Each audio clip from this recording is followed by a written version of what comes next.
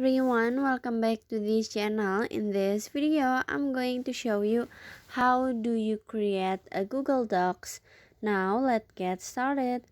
First, open your Google Docs apps. And after this, in here, if you wanna create a Google Docs, you just click on the plus icon at the bottom. And after this, in here, you just click on the new documents. You just click on it. And after this, in here you can write your documents, or you can paste your document this like this.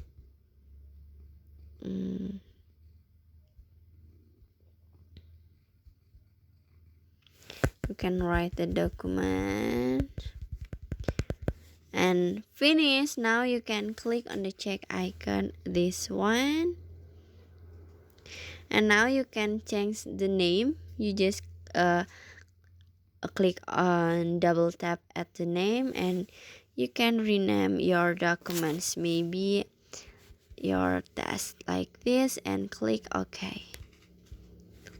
Now you can go back and finish. So that's how to create Google Docs. I hope you found this video to be helpful. If you enjoy with the content, please consider like, comment, and subscribe down below. Bye bye.